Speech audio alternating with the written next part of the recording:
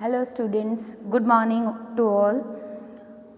Last લેક્ચરમાં આપણે distribution of ઓવરહેડમાં વાત કરી હતી. 3 મેથડની ડિસ્ટ્રીબ્યુશન ઓફ ઓવરહેડ થઈ જાય પછી આપણે સેકન્ડરી ડિસ્ટ્રીબ્યુશન કરીએ છીએ. સર્વિસ ડિપાર્ટમેન્ટ હોય એનું પ્રોડક્શન ડિપાર્ટમેન્ટને એક્સપેન્સીસ એલોકેટ કરવાના હોય ત્યારે અલગ અલગ મેથડ છે, જેમાં direct redistribution method, non reciprocal method અને રેસિપ્રોકલ મેથડની ચર્ચા આપણે કરી હતી. જેમાં રેસિપ્રોકલ મેથડમાં 3 મેથડ છે: રિપીટેડ ડિસ્ટ્રીબ્યુશન મેથડ અને trial and error method. Last લેક્ચરમાં આપણે જોઈ ગયા. આજે આપણે વાત કરશું સાયમલ્ટેનિયસ ઇક્વેશન મેથડની. ક્લિયર? ઇલેસ્ટ્રેશન 8 લઈએ છીએ. સાયમલ્ટેનિયસ ઇક્વેશન મેથડથી આપણે સેકન્ડરી ડિસ્ટ્રીબ્યુશન કરવાનું છે, એટલે કે સર્વિસ ડિપાર્ટમેન્ટના એક્સપેન્સીસનું distribution. Anand Enterprise Limited has 3 production department A, B, C and 2 service department D and E. The following figures are extracted from the record of company: rent, general lighting, indirect wages, power expense, depreciation of machinery, sundries, and then the following further details are available. આ શું હોય? Base આપ્યા હોય, નીચે જે information હોય આ બધા ઓવરહેડના એક્સપેન્સીસ છે, એના પછી બેઝ આપ્યા હોય. બેઝમાં પણ ક્યારેક ઓવરહેડના એક્સપેન્સ આપી દે તો એ ધ્યાન રાખવું. ફ્લોર સ્પેસ એ બેઝ છે. પછી લાઇટના points, direct wages, direct expense કોઈ પણ આવે તો એ ફક્ત કોનો કન્સિડર કરીએ છીએ આપણે? સર્વિસ ડિપાર્ટમેન્ટનો ડી અને ઈનો કન્સિડર કરશું ડાયરેક્ટ વેજીસમાં, બરાબર. પછી horse power of machines, value of machinery એ પણ આપણો બેઝ છે, અને વર્કિંગ આર્સ તમને આપેલા છે. પછી કીધું છે the expenses of D and E are allocated as follow: ABC. અને મેથડ થર્ડ છે, એટલે કે રેસિપ્રોકલ મેથડ છે, ક્યાંથી આપણે આઈડેન્ટિફાઈ કરી શકશું? જો અહીંયા ન કીધું હોય તો આપણે ખબર છે કે reciprocal method that means service department એટલે પોતપોતામાં પણ એકબીજાને બેનિફિટ આપતા હોય અને કન્ટિન્યુઅસ, જ્યાં સુધી આપણે લાસ્ટ લેક્ચરમાં વાત કરી ટ્રાયલ એન્ડ એરર મેથડની ને ત્યારે આપણે વાત કરી હતી, જ્યાં સુધી આ બંનેનો 10% ડી ડિપાર્ટમેન્ટ છે એ 10% ઈને પોતાનો બેનિફિટ આપે છે, એનું એલોકેશન થઈ જાય પછી ઈ ડિપાર્ટમેન્ટ ડીને પણ પોતાનો 10% બેનિફિટ આપે છે. તો આ એકબીજાને કન્ટિન્યુઅસ બેનિફિટ આપતા જાય અને છેલ્લે બંનેનો એક્સપેન્સ નીલ ન થાય ત્યાં સુધી આપણે એલોકેશન ચાલુ રાખવું પડે.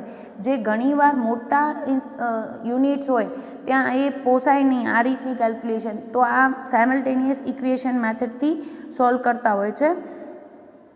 એટલે કે બંનેનું ઇક્વેશનથી સોલ્વ કરી લ્યો કે ડી અને ઈનું આપણે શું કરવાનું છે? ડી અને ઈનો પર્ટિક્યુલર પોતા વચ્ચેનો જે એક્સપેન્સ છે એ એકબીજાને કેટલો આપશે એનો પહેલે હિસાબ પતાવી લઈએ, અને પછી બંનેનો ટોટલ એક્સપેન્સ જે આવે એ બી અને સીને આપી દેવાનું.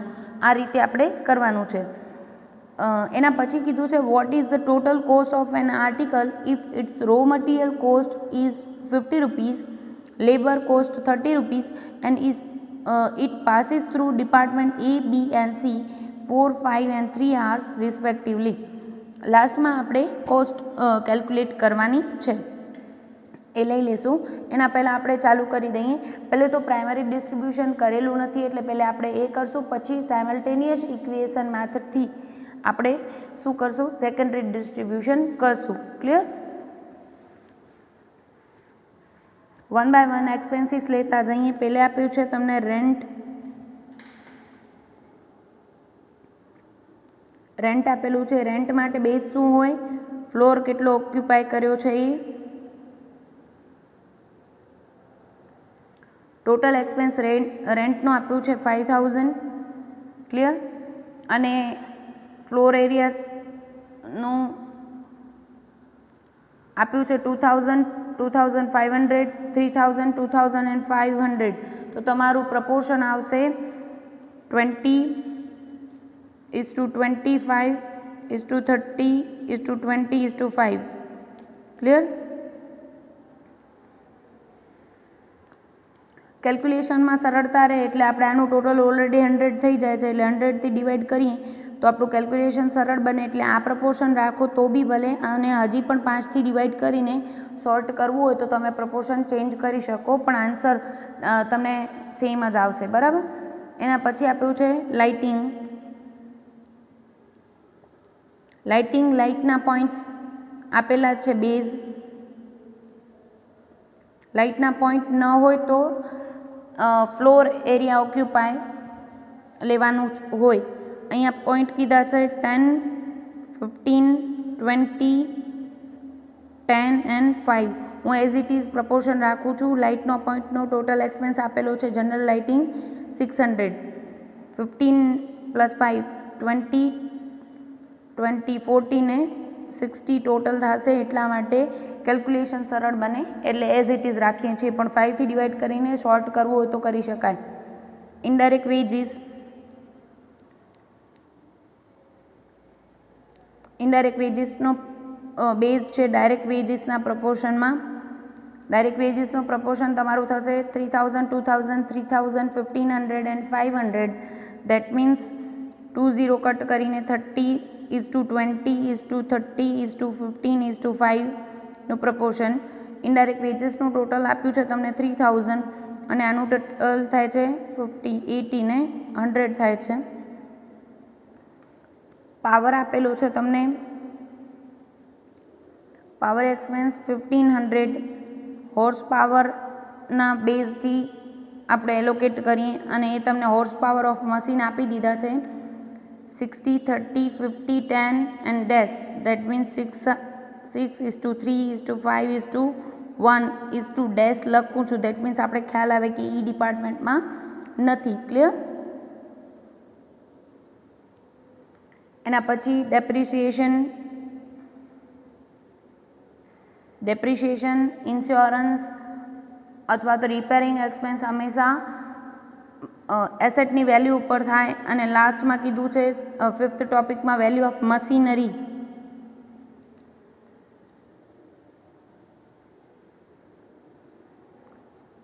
$30,000, $40,000, $50,000, $2,500 એન્ડ $2,500.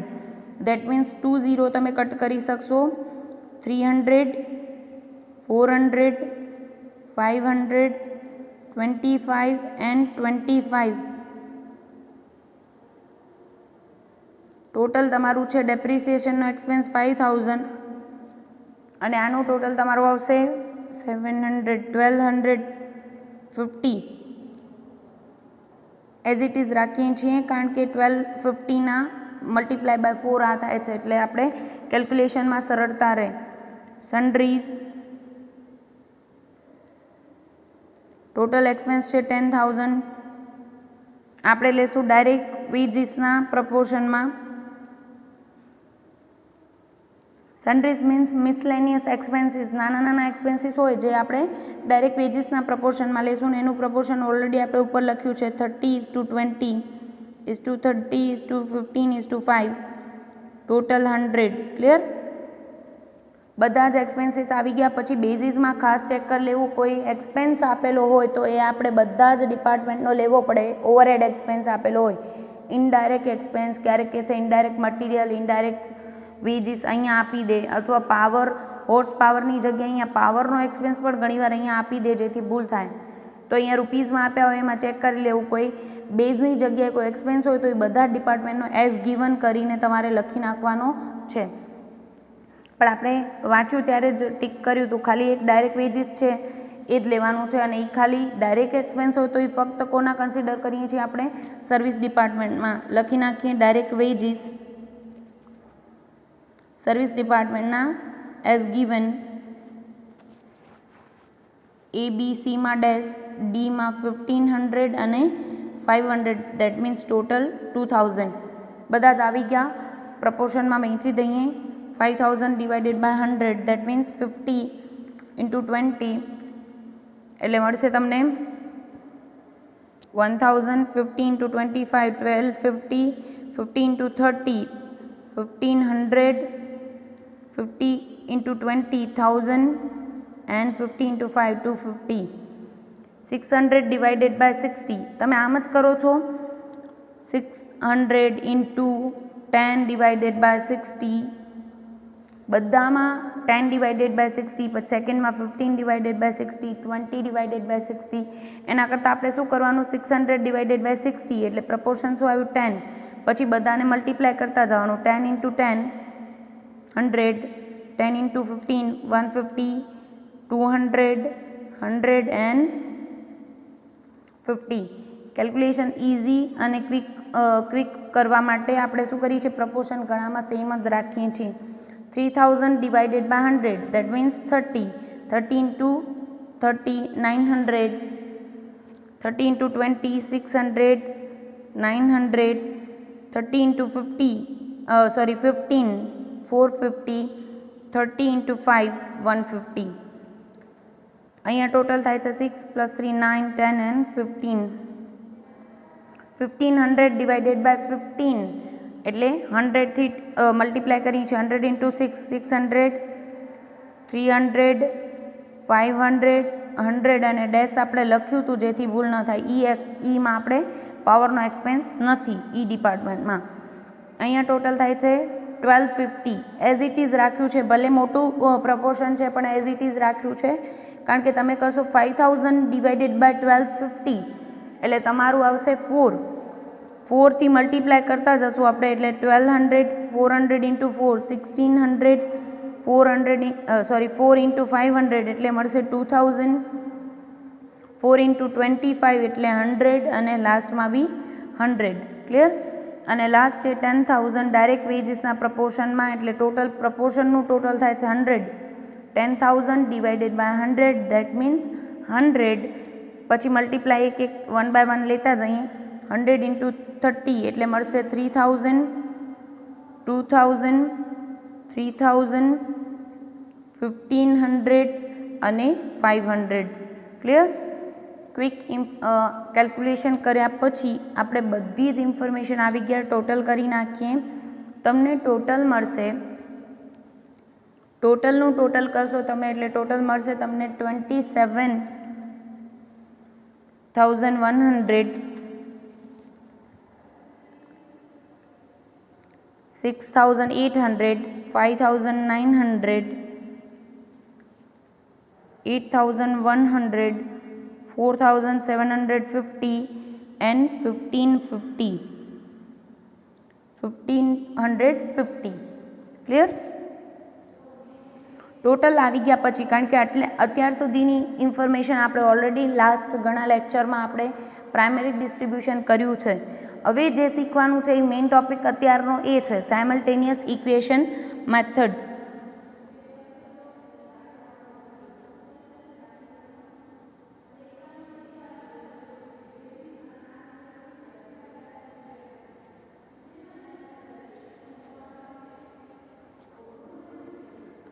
સાયમલ્ટેનિયસ ઇક્વેશન મેથડમાં આપણે શું કરીએ છીએ તો કે આપણે શું કીધું છે, ડી ડિપાર્ટમેન્ટ છે એ પોતાનો બેનિફિટ 20% એબીસીને 20%, 30% અને 40% અને 10% કોને આપે છે, ઈ ડિપાર્ટમેન્ટને પોતાનો બેનિફિટ આપે છે.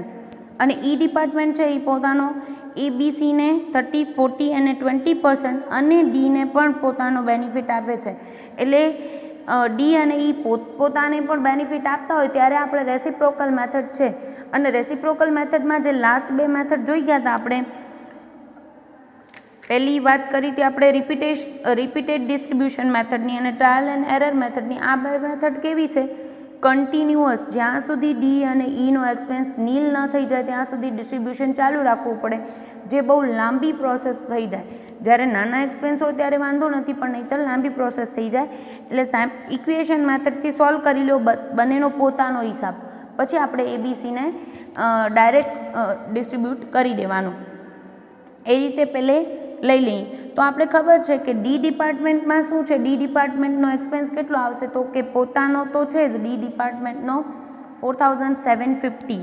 આમ લખી શકું ડી ડિપાર્ટમેન્ટનો એક્સપેન્સ ઇક્વલ ટુ 4,750 પ્લસ ઈનો બેનિફિટ એને કેટલો મળશે, ડી ડિપાર્ટમેન્ટ ઈનો બેનિફિટ ડી ડિપાર્ટમેન્ટને કેટલો મળશે 10%. એટલે એને એના 10% મળશે ઈના એક્સપેન્સના. એટલે આપણે લખશું 10 ડિવાઇડેડ બાય 100 ઈ. પોતાનો એક્સપેન્સ પ્લસ ઈનો જેટલો એક્સપેન્સ હશે એના 10% એને એક્સપેન્સ મળે છે. ક્લિયર? તો સિમ્પ્લિફાય કરી નાખીએ આ ઇક્વેશનને. તો આપણે શું કરીએ, 100 અહીંયા એલસીએમ લેવો પડે, અહીંયા બંનેને સેમ કરવા માટે તો આપણે કરશું ડી ઇક્વલ ટુ 50 ઇન્ટુ 100 કરવા પડે એટલે આપણે મળશે total 4,75,000 plus 10 E divided by 100. Clear? હવે હું 100 ને અહીંયા લઈ જઈ શકું તો આપણે કરી નાખીએ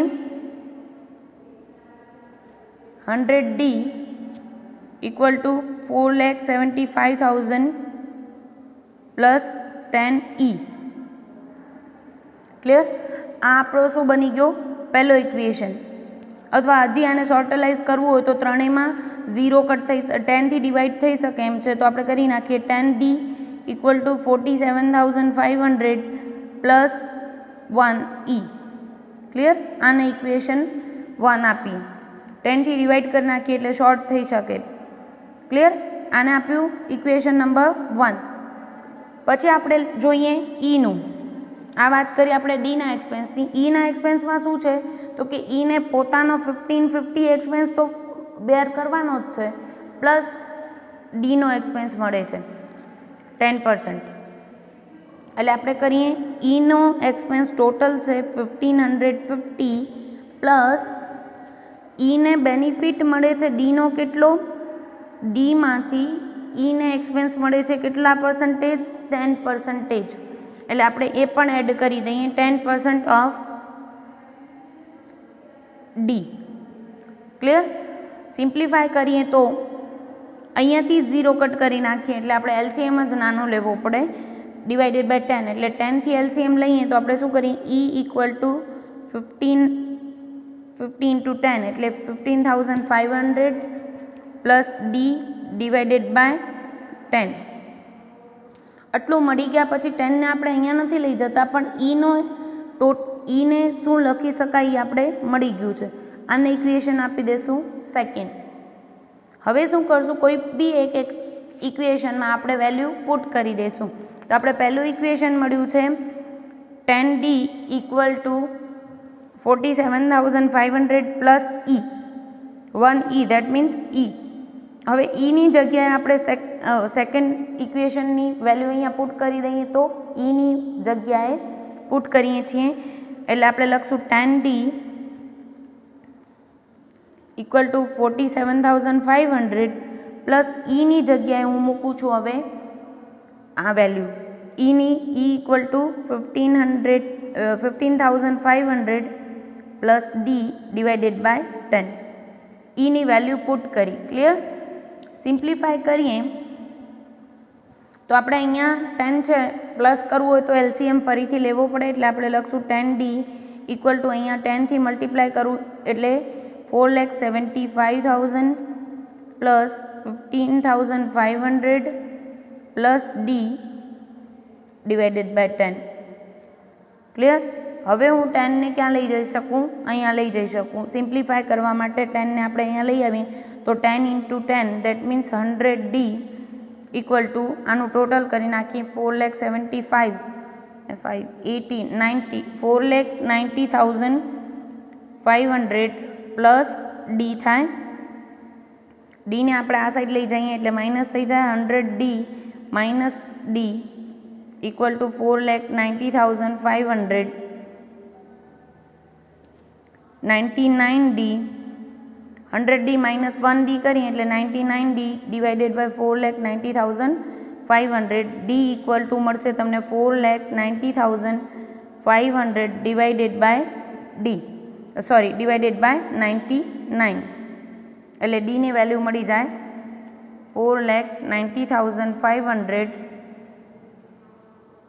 ડિવાઇડેડ બાય 99 એટલે તમને મળશે 4954 પોઈન્ટ આવે છે એટલે આપણે લખશું 4955. આ શું મળ્યું આપણે? ડીની વેલ્યુ. ડી ઇક્વલ ટુ ડીનો એક્સપેન્સ કેટલો હતો? પોતાનો એક્સપેન્સ. ડીનો ટોટલ એક્સપેન્સ હતો 4750 પ્લસ ઈનો એને જેટલી વાર રેસિપ્રોકલ મેથડથી જેટલી વાર ડિસ્ટ્રીબ્યુટ કરે તો એને જેટલો એક્સપેન્સ આવે છે એ કેટલો છે?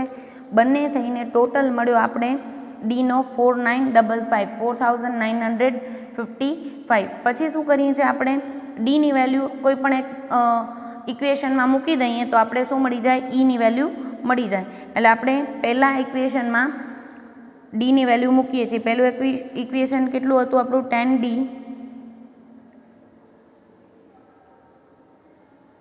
Plus 47,500 plus clear.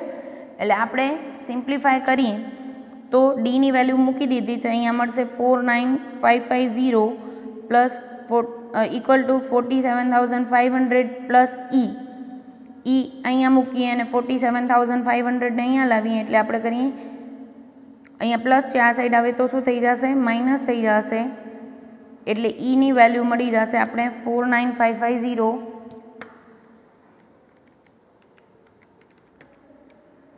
માઇનસ 47,500 એટલે તમને મળશે 2,050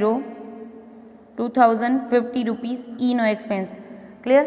નો એક્સપેન્સ પોતાનો કેટલો હતો તો કે 1550 જે આપણે પ્રાઇમરી ડિસ્ટ્રીબ્યુશન કર્યા પછી લઈ આવ્યા હતા.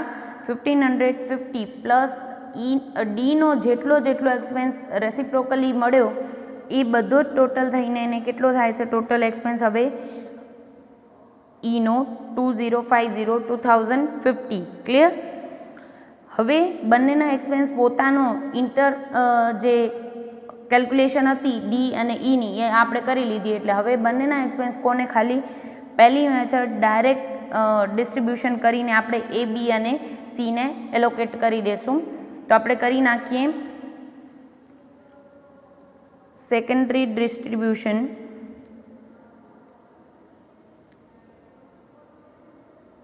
અથવા તો શું કહી શકીએ સેકન્ડ સ્ટેટમેન્ટ में expenses allocated of service department. Clear. આપણે લખી નાખીએ એ બી અને સી ને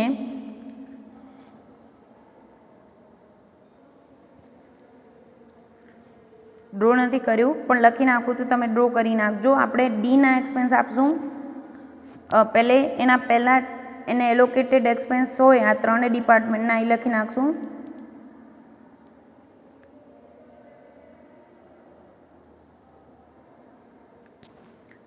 ત્રણેયના એક્સપેન્સીસ કેટલા એલોકેટ થયા હતા સ્ટેટમેન્ટ 1 પ્રમાણે 6,800, 5,900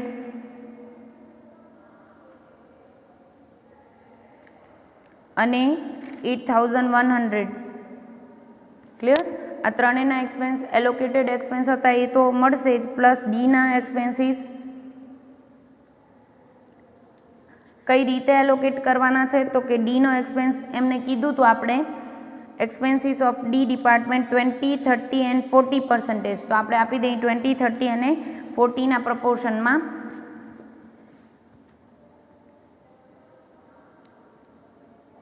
પરસેન્ટેજ છે, પ્રપોર્શન નથી, ધ્યાન રાખજો. 20%, 30% અને 40%. અને ડીનો એક્સપેન્સ હવે કેટલો તો કે પહેલા સ્ટેટમેન્ટ પ્રમાણે 4,750 આવ્યા હતા પણ એ એલોકેટ નથી કરવાના.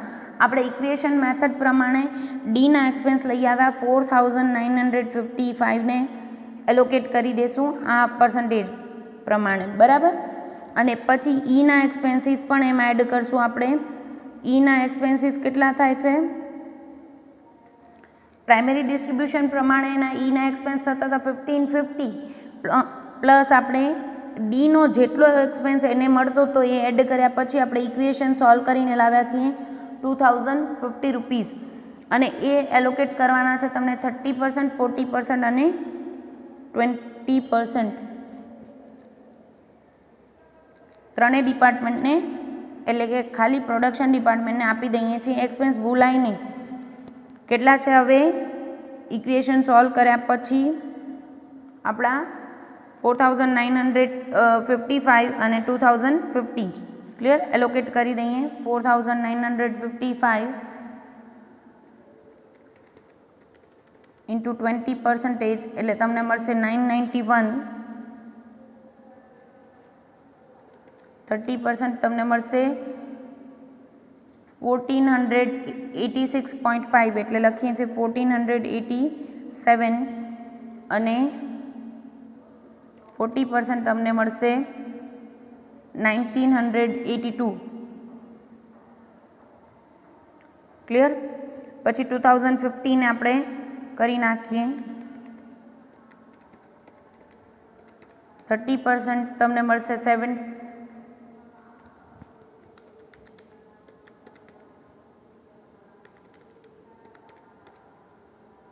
615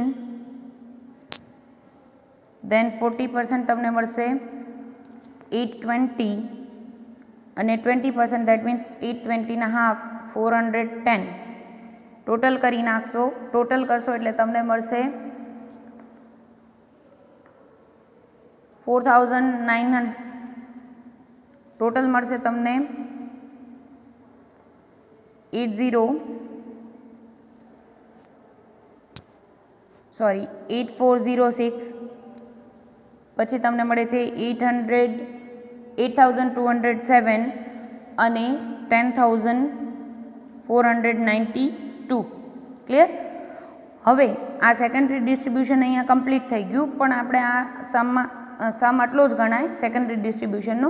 પણ આ સમમાં આપણે કંઈક પૂછ્યું છે, છેલ્લે કીધું છે what is the total cost of an article of total cost find કરવાની છે.